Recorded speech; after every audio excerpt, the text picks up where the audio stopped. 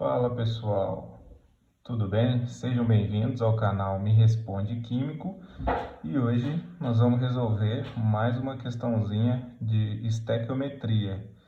Essa questão, pessoal, ela é relacionada à estequiometria envolvendo a massa de substâncias, tá?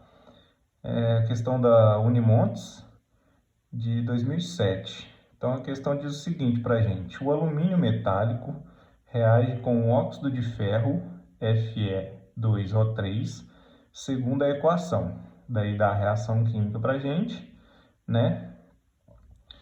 Alumínio metálico, esse Szinho entre parênteses aqui significa que é o alumínio sólido, o óxido de ferro também no estado sólido e forma o óxido de alumínio e o ferro em estado líquido.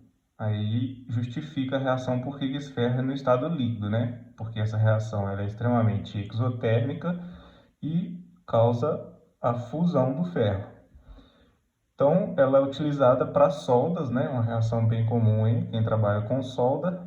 E a pergunta da questão é a seguinte: partindo-se de 123 gramas de óxido de ferro e supondo a reação completa, significa que todo esses 123 gramas vai virar produto, certo? Aí pergunta: a quantidade em gramas de ferro líquido formada é aproximadamente. Temos aqui as opções. Pessoal, quando a gente encontra esse tipo de questão, a primeira coisa que a gente tem que ter atenção é a respeito da reação, tá? Algumas questões podem não te dar a reação como veio aqui, já pronta. Às vezes ela te dá a reação em forma de discorrida, né? Que a gente chama. Vai estar no texto a reação, e daí você vai ter que montar ela dessa forma aqui. Mas nesse caso aqui ela já veio pronta. Então, a primeira coisa é a gente montar a reação. O segundo passo é ver se essa reação ela está balanceada. Se você não sabe sobre o balanceamento, te recomendo assistir um dos vídeos que está no canal aí ensinando a respeito do balanceamento. Mas rapidamente, o que significa o balanceamento? Significa que o número de átomos que começa a reação, ou seja, o número de átomos que está nos nossos reagentes, vai ser, ao final da reação, igual ao número de átomos que estão nos nossos produtos. Então, olha só, desse lado aqui, ó, esse número na frente do Al, que é o símbolo do alumínio, está indicando que a gente tem 2 átomos de alumínio nos reagentes. Se a gente reparar desse lado aqui, a gente tem um índicezinho 2 aqui após o símbolo do alumínio.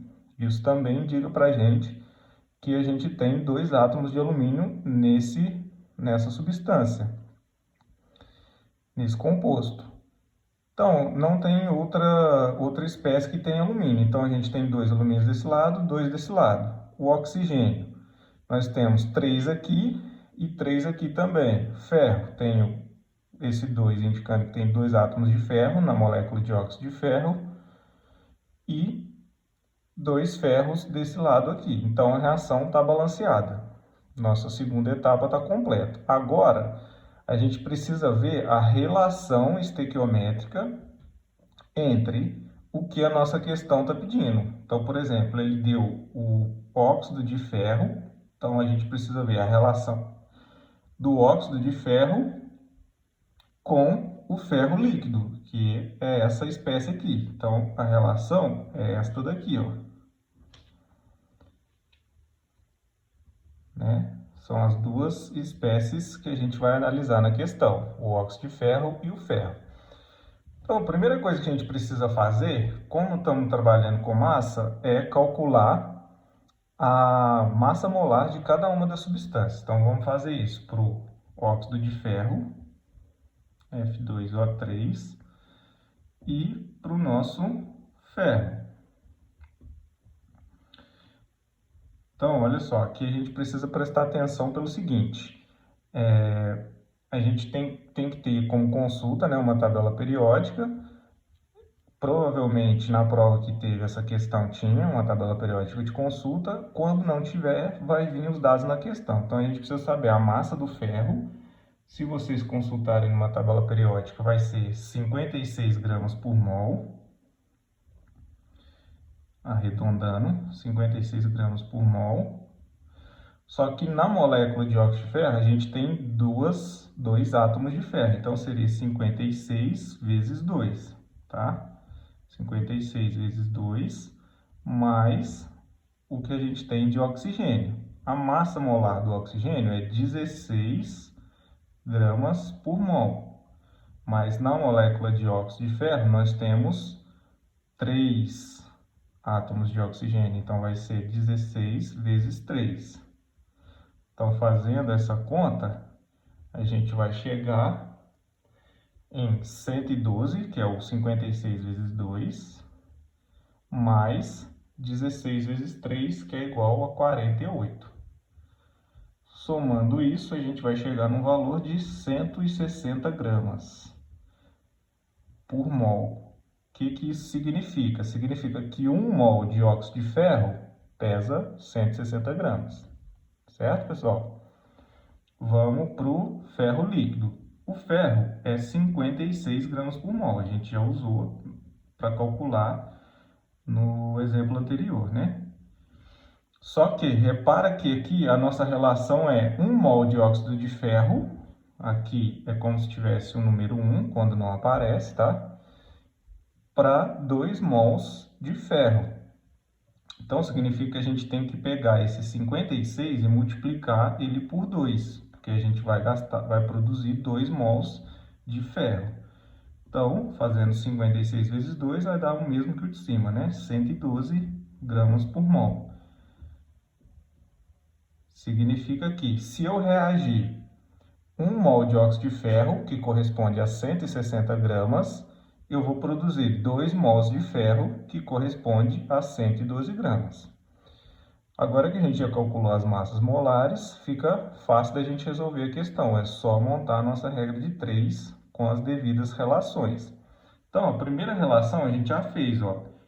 160 gramas de óxido de ferro produz 112 gramas de ferro.